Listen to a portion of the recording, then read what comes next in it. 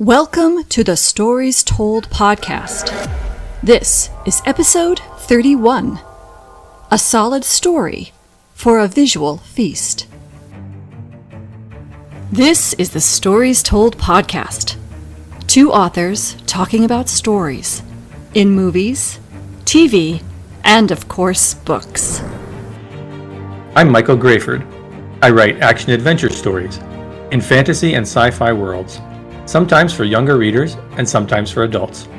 And I try to always inject at least a little bit of humor. And I am author E.W. Barnes, and I write action-adventure, time travel novels, and space opera science fiction. Thousands of years, thousands of worlds. But be forewarned, beyond here, there will be spoilers. Are you ready for the adventure? Let's begin. And welcome back to the Stories Told podcast. I'm author E.W. Barnes, and with me is author Michael Grayford. And today we're talking about the story told in the original Avatar movie. How you doing today, Mike? I'd say I'm medium well today. A little tired, but otherwise doing good. How are you? I'm doing very well. Thank you very much. And how are things in your writing world? I'm assuming it's your writing world that has made you a little tired today. Yeah, for sure. It's that. I've been up late trying to get formatting done for the first Zara book so I can send it out to my advanced reader copy readers. They can read it and hopefully when I release, leave some reviews. So it's just taken a while figuring out all the little details and formatting, working with new software, updating images, setting transparency on images, all these things, making sure it all looks the way I intend it to. It just takes a lot of time, and there's a lot of images to go through. So processing all that stuff has kept me up late in the night a few days now. But it's getting close, and I'll have the arc out to readers this week, hopefully by tomorrow, which is what I told them. And then we'll move on to the rest of the publishing process, getting everything else ready, ads and all that stuff. So hopefully I can talk more about that next week. I'll have that done. Wonderful. Yeah. What are you doing? What are you up to in the writing world? Well, before I update on my writing, as a reminder, if folks want to get on board to probably not this ARC reader group because you're getting ready to send stuff out, but future advanced reader copy opportunities, they can sign up for your newsletter and then contact you that way to get into your team. Yes? Yeah, that works perfectly fine. And that's for your Zara series, which is a young adult fantasy series set in the time of the Arabian Nights, correct? That is right. So we'll have the link to Michael's website in the show notes. You can go to the website, sign up for his newsletter, and then when he's ready for his next round of ARC readers, you can fill out the form when you receive notice in the newsletter and become part of that team. So cool.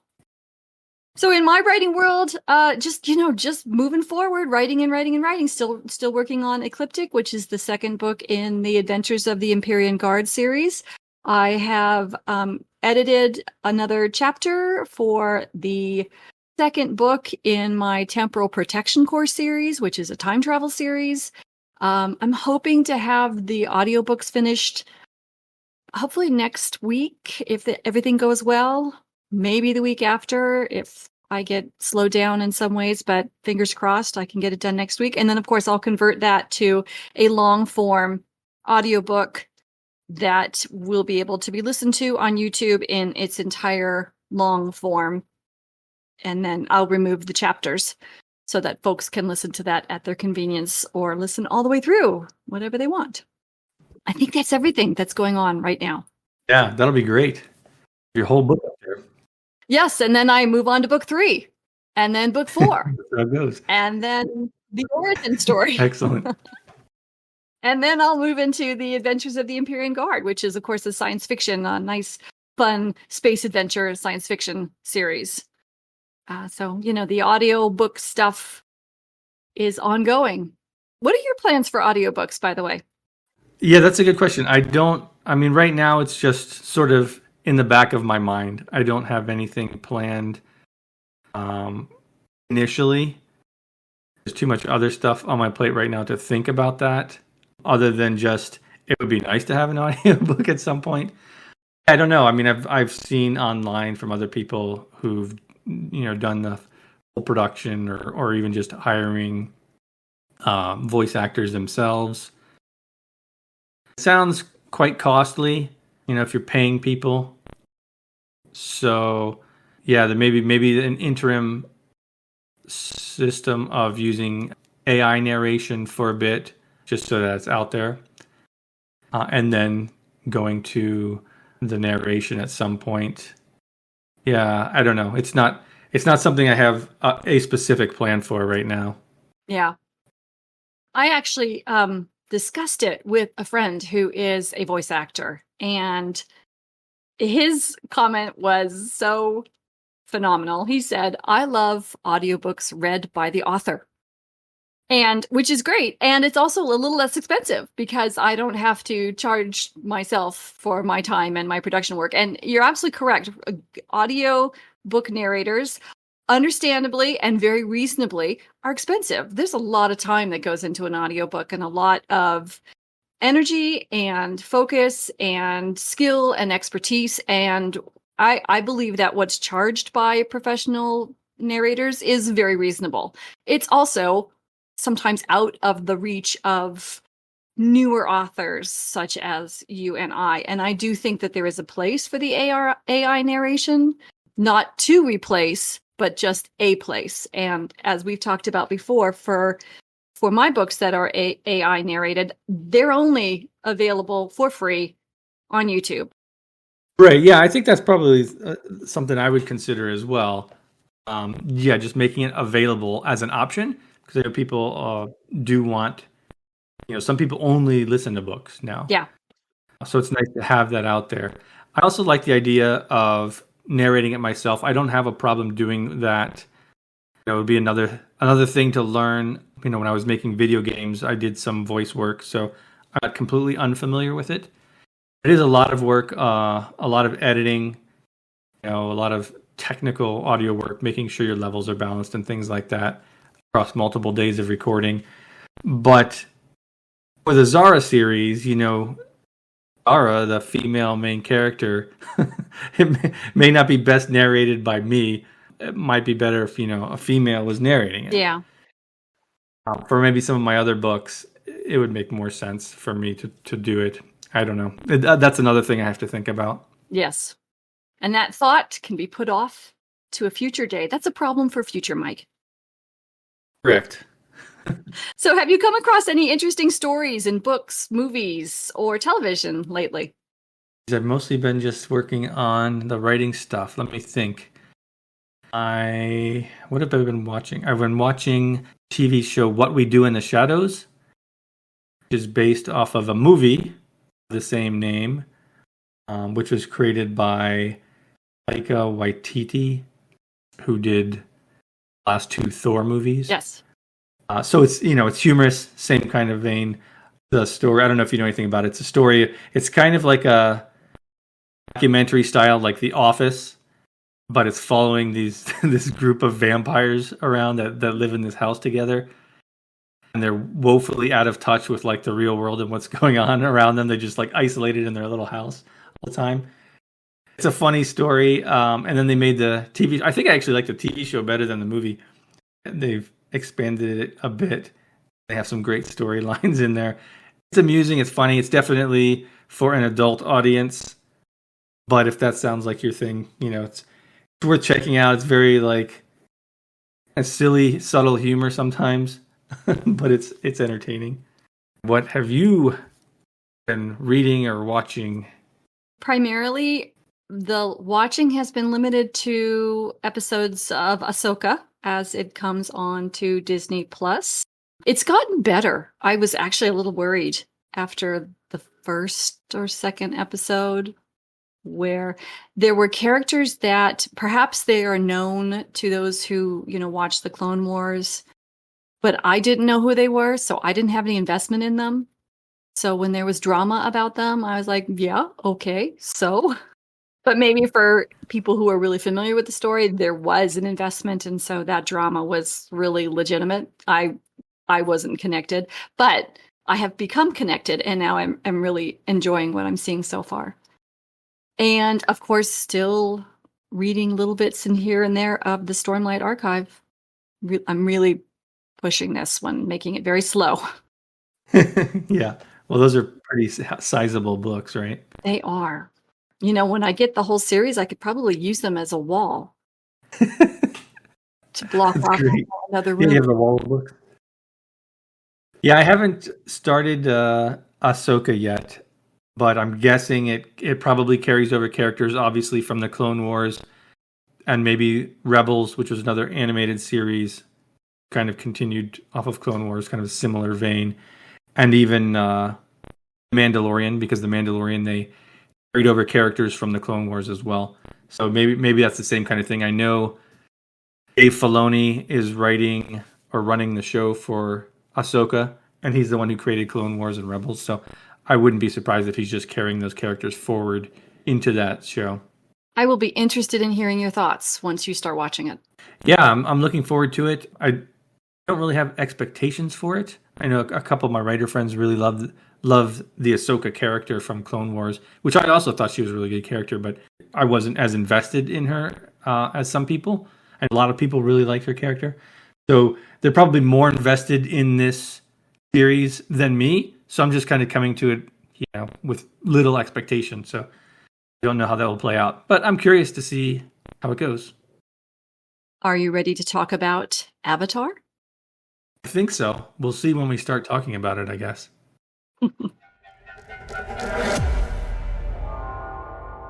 Today we're talking about the story told in the original movie Avatar, and I'm going to read the synopsis from avatar.com, which is the official website for the Avatar movies. In the year 2154, former Marine Jake Sully is recruited for a mission on Pandora, a distant moon where a corporate consortium is mining a rare mineral that is key to solving Earth's energy crisis. To exist on Pandora, Jake must be reborn as an avatar, a remotely controlled biological body that can survive in the lethal air. After Natiri, a female member of the Na'vi, the indigenous clan he was sent to infiltrate, saves Jake's life, he finds himself drawn to the Na'vi's ways. Soon, Jake becomes embroiled in a clash of civilizations and faces the ultimate test in a monumental battle that will decide the fate of an entire world. Did you enjoy this movie, Mike? Yeah, I really enjoyed this movie. We'll get into it as we discuss sort of generally how the movie plays out. I'll try to give notes sort of sequentially as we go, as the story progresses.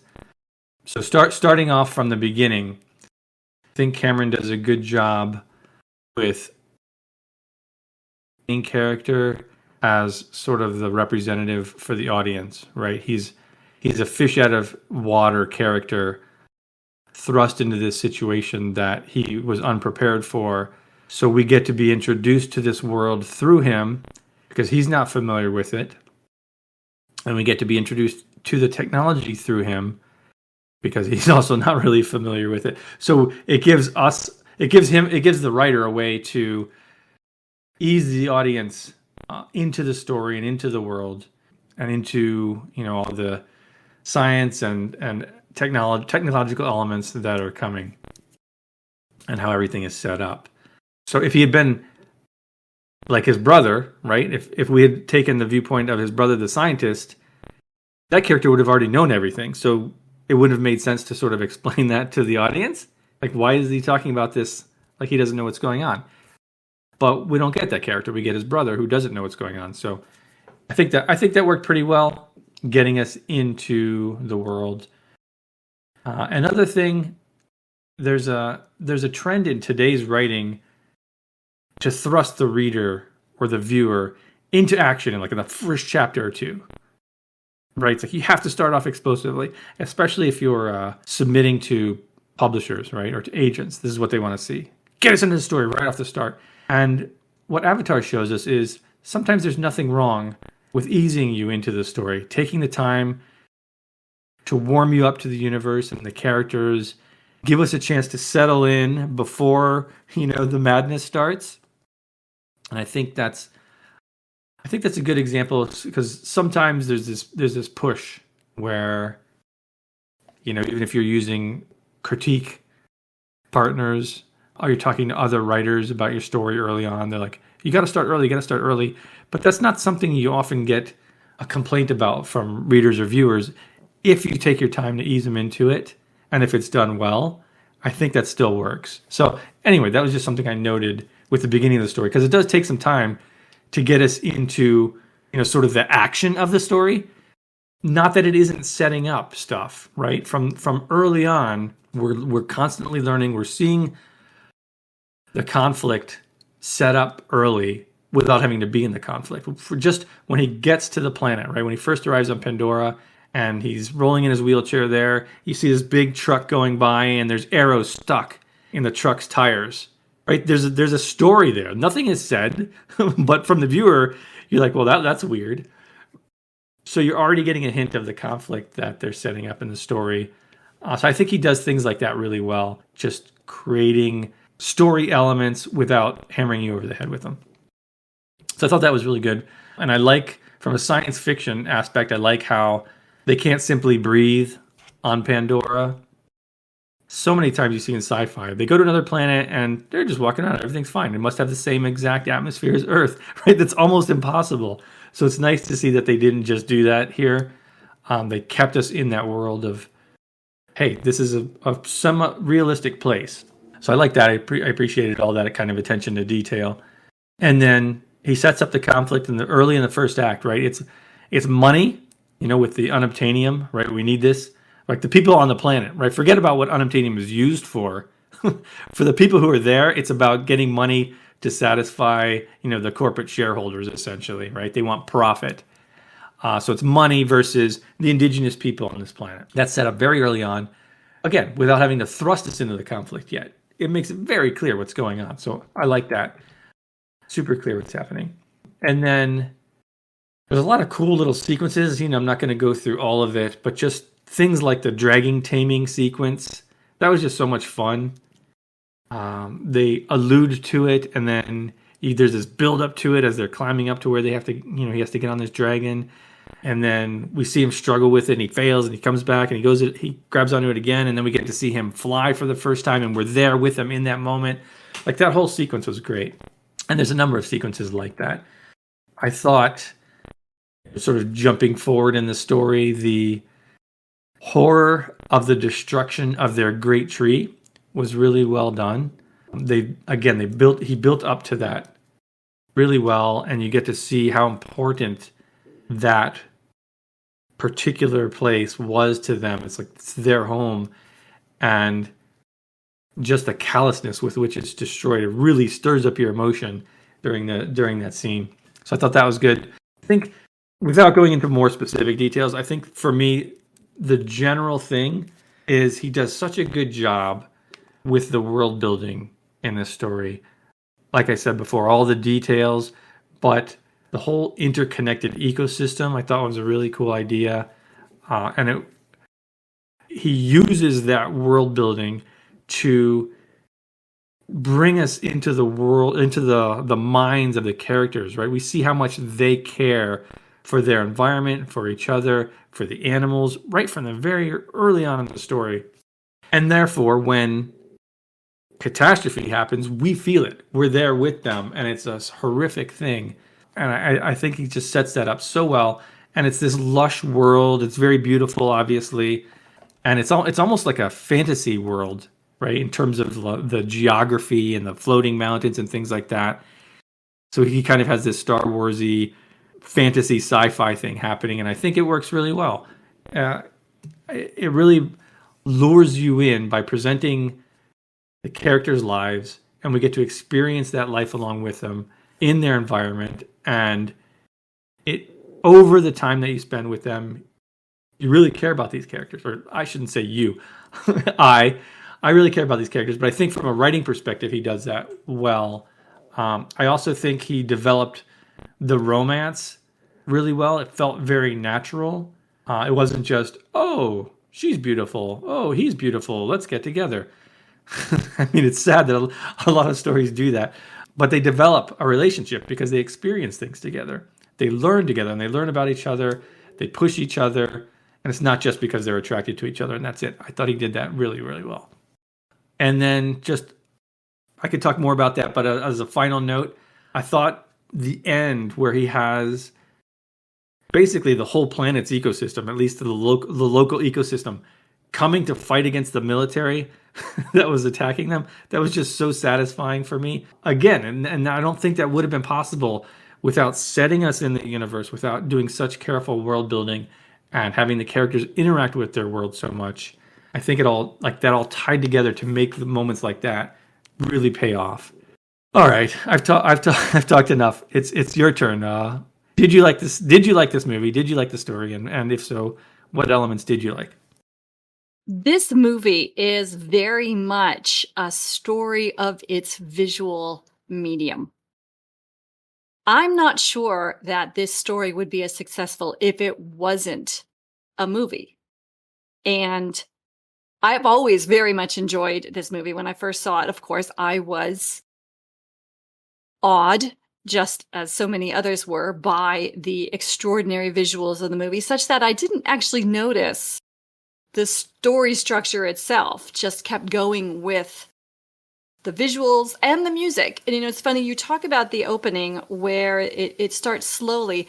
It does start slowly. It doesn't put you in the middle of the action, but the music is actually very energizing. It's very active music that is kind of encouraging you to lean forward into the movie and figure out what's going on. It's not, when they're talking about the death of his brother, the music behind it is actually very high-pitched. I have synesthesia, so I see the music with images, so it's very sharp. It's yellow with flashes. It's a very edgy, that's the word I'm looking for, edgy sound, as we are not in action, and yet we are, because of the visuals of the burning of the corpse and the music, etc. So to me, this is the full package of storytelling in this particular medium. The story structure is actually very solid, if predictable. I mean, all the elements of the story structure are pretty predictable. We know what's going to happen. It's just, how is it going to happen? Like you said, we've got a fish out of water storyline, and we've also got a personal growth storyline. We've got a guy who's kind of down because of the injury that blew a hole in his life, as he says at the very beginning of the movie. And he's trying a new road because he feels like he has no other choices. He can't get this injury fixed because there's no money on vet benefits, and so he's going to try this new adventure because there's nothing else to do. And so we've got this sort of personal growth story where how he finds himself again, and he finds his value, he finds his worth, he finds his purpose again. We've got that kind of story. As you point out, we've got a love story, the good, solid love story, just like you said. And of course, we've got the defeat the evil story, which is how this story evolves, and, we get that plot. And again, you said it's set up right at the beginning. We have all these things set up at the beginning, except for the love story. That doesn't get set up until later. But we've got your fish out of water story, your personal growth story, and your defeat the evil story that are right all there communicated to you right at the beginning. And then it follows a very solid structure all the way through. I think the characters are a little bit of caricatures, but it's okay, it works. Because that too is kind of predictable. You know what to expect from these characters, and they're consistent with that almost caricature role that they're in. So you can follow the story, you can enjoy the story, and move forward without having a whole lot of surprises. And I guess the bottom line is the surprise is the visuals. I mean, that's what the focus of this movie was. So these other parts of the story that are a little bit more predictable, they're solid, they're good, but they're not standouts of, oh, wasn't that interesting? The character twist that or the plot twist or such. It was all very just solid, predictable, good stuff. And in a way, I think James Cameron knew this was going to be the case, and he was okay with it being the case because there were things that were sort of tongue-in-cheek, like unobtainium. Now, if that's not a tongue-in-cheek kind of element, I don't know what is. He's saying, I know that you know that I know that we know how this story's going to go. So we're just going to call this unobtainium, and we're going to just move on from there. And wink, wink, nudge, nudge, and ooh, look at these gorgeous images. And we're going, ooh, yeah, pretty. And the same thing like with The Company, right? It's just a nameless, formless evil. Because it doesn't need that detail, because that's not the point of this story. And I think, with all that said, I think it's all very well done. And I think there's a certain kind of genius with this that makes this work. And the other thing I really liked is we got to see Michelle Rodriguez again after seeing her in Dungeons and Dragons last time. Now we get to see her in Avatar. So that was a lot of fun. That's what my thoughts. I noticed that too. It's like, oh, it's another Michelle Rodriguez movie. I agree with everything you say.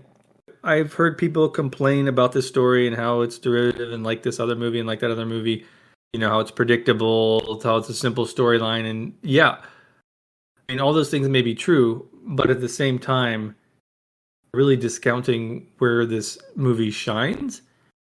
It's not the most amazing plot, right? It's very simple. Like you said, it's predictable. You know what's going to happen. I mean, they pretty much tell you what's going to happen in the first act. It's not like it's a surprise. And that's not what the story's about. I think when people see that, they miss the core of what it is, which is this is such a setting movie, a milieu, as Brandon Sanderson would call it. It's about setting you in this world, right, and putting you into the lives of these people in that world. I think that's where it shines for me. In my initial comments, I tried to stay away from talking about visuals and sounds and music and keep it more focused on story, because I think you're right. It's like so that those elements are so overwhelming, right? It's a gorgeous movie. Even now, watching it, I don't know how many years later, when it first came out, 2009 or 10 or something like that, the visuals are still on par with anything delivered today. I mean, even better in many ways, just because there's so much going on. There's so many actors that had to be, animated and like so much of the world is rendered in computer graphics, but it still looks alive, and you just fall into it. You forget about that as you're watching it. And I think the acting is done so well, considering how they must have had to act these scenes, right? On green screen, mostly. They did such a great job. So also all of the production aspects of this being, a story told in a visual medium are just phenomenal. Yeah, I was astonished at the visuals watching it again. It makes it such a joy for me just to sit down, be back in that world again. And it's more of an experience than it is like some amazing story that you're watching unfold. I mean, it's a story we've seen before, yes. But just being there, I don't know, it's very pleasant for me. And I think for a lot of people, right?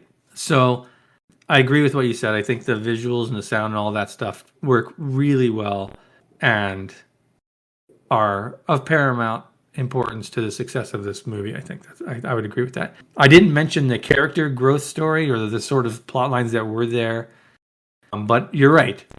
The main character goes through an interesting growth story, right? It's like he has to find a reason to live, and it feels beaten up. He can't use his legs anymore. Everything that made him what he was, this warrior, as he puts it, he doesn't have a chance to be that anymore. So then here, he gets to become that again temporarily. And of course, he latches onto it immediately. He gets to run around right at the start as soon as he's put into his avatar. It's great. And he does. He finds a reason to live. He falls in love. He finds a place in a community. And then when he decides to come true with what's going on, and he decides to fight for the community. He comes into his own, and then ultimately he gets the thing that he wanted, which is a fully functioning body again. So he goes through this. I think that arc was pretty cool. Yeah, it's, again, probably predictable once you know what's going on and you see the setup for it. But I think it was done masterfully. I think Cameron has some bizarre insight into the human psyche that not many other filmmakers do, as evidenced by the fact that he's probably done half of the movies in the top grossing list of all time. Or at least 3 of them, right? The 2 Avatars and Titanic are certainly up there. He's able to tap into, our minds in a really brilliant way. Anyway, yeah, kind of rambling on. Is there anything that you would do differently? I mean, kind of like when we discussed Star Wars, it's hard to argue and nitpick a movie that's the highest grossing movie of all time. Any changes might screw that up. But there's some things I would do differently. I'd be concerned about taking away from what makes this movie special, which is, to me, is the immersion into the world, feeling like you're part of these people's lives. I would change unobtainium. I think that's just, it pulls you out of the movie. It's just so ridiculous. Unobtainium apparently is a word that they use in some technology where they're talking about if they only had this element that did this thing, then they could make, warp drive work, for example. And they call that thing unobtainium as sort of a general term for something that we can't get, probably. So I think that's why he used that, but it's just it's just silliness. I wish he would have made it something different. I would have probably cut some of the exposition early on, the voiceover work, and trusted the viewer to catch up with what was going on a little bit more. But again, it kind of eases us into it, so I don't know. And then I agree with you, some of the characters felt a bit like caricatures, and particularly for me, the military villain, I forget what his name was, the main guy with the scar on his face. Quaritch. Yeah, so, I don't know, maybe make him a little bit sympathetic at the start, like this isn't something they want to do necessarily, but they need to get the job done, and they're going to do it if they have to. And then as the story progresses, maybe have him get increasingly frustrated, sort of being disobeyed and countered by Jake Sully, and that kind of angers him to the point where now he's going all in, because he did seem a bit like a caricature, just to make him a little bit more human at the start, at least. But again, boy, you really don't like that guy at the end, and you're not displeased when he gets a huge arrow shaft through his chest. So I don't know, but I did notice that. Yeah, I mean those are the big things, because I enjoyed the setup. I enjoyed being in the world. Perhaps the movie could have been a little bit shorter. But I don't know. It's like once I started watching it, I kind of stopped taking notes. I was just kind of enjoying seeing it play out again. What would you improve? What did you see? And I'm not sure it's improvement. It's just something that I took note of that I might want to do a little differently. And there was really only, like you, I kind of wish that Quaritch as the sort of active bad guy. So we've got Selfridge, who is the head, sort of the leader, and he's sort of like the passive bad guy. And then we got Quaritch, who's like the active bad guy, who's like going out and implementing the will of Selfridge. Anyway, I would have liked to have seen a little bit of, like you just said, a little bit of good guyness at the beginning, and then as events pushed against their individual agendas, Selfridge to make money, Quaritch to do the job he was hired to do and do it well, then kind of start to go bad, like you just pointed out. I would have liked to have seen that for both of those guys. The one thing that kind of just stood out for me is that when there's an argument between Grace and Selfridge, when he says right, and he goes in and he explains about unobtainium, that particular conversation feels awkward and feels very much like an info dump. It did not flow naturally. for him to explain to us through his explanation to her of why they were there for the unobtainium. I would have liked to have polished that scene up just a little bit. That's it. That's the only thing for me. I don't mind the length of the movie that much because I think every single thing that happens in the movie happens for a reason, and it gets paid off at the end, like you pointed out. So it all works for me. I'm okay with the length of the movie. And once you just sort of accept that, yeah, we've got some cliche dialogue, but it's part of the predictability. We've got some cliched characters, we've got some cliched storylines, but again, it's all to move forward with the visuals being the leading piece of this movie. Then it all works. So that was it. That was the one scene that I would want to rewrite the dialogue there a little bit just to make it flow a little bit more naturally. Right, all good notes. Did you notice the end that they changed the end? No. Were you watching it streaming, or are you watching it like DVD or something that you already had? I was watching it streaming. The very, very end, they have Selfridge stop and look up at Jake and say, "You know this isn't over, right?" Which was not there in the original version. Oh. So they changed that just slightly, I guess, to set up for Avatar: The Way of Water. Yeah, I wouldn't have caught that. I just assumed it was in the original. And it looked really good. I mean, it was seamless. That was well done. Yeah. That's a good catch. So as a writer, what do you take away from the story in Avatar? And again, it's like you said, it's so much a visual feast of a movie. So that doesn't help me writing books so much. But you can carry that across, by creating the imagery in the reader's minds. For me, I think the main thing was just the world building, how much the world building and the setting can contribute to the characters and the plot, how creating a feel for a place and a people can really drive emotion. I definitely felt emotion at parts of this movie, like as the conflicts come to a head later on. Really, really felt that. And that was all because of how they tied everything together with the world and the characters and what was happening. I thought that was great. What is your big writing takeaway? It's very similar, but I'm going to frame it a little differently. One of the things that was so compelling when this movie first came out was that, as you pointed out, the work that was done with the graphics and the visuals was really groundbreaking. And because it was groundbreaking, we were all willing to be okay with predictable stories, predictable characters, slightly cliche dialogue, slightly caricatured characters because of that groundbreaking nature of the visuals. And so for me, the takeaway is, if you've got something groundbreaking, perhaps as you just said, it's story description, its location, its place, something that is just so new and amazing, you can actually probably get away with cliches and less developed characters and less developed plot lines. Now, does that mean I'm going to go forward and count on groundbreaking? No. But it lets me know that there are other elements to storytelling that can really drive a story forward besides the perfect, twisty, surprising plot and the perfect, well-developed characters. Ooh, that's a great point. Do you mind if I make another comment on that? Go for it.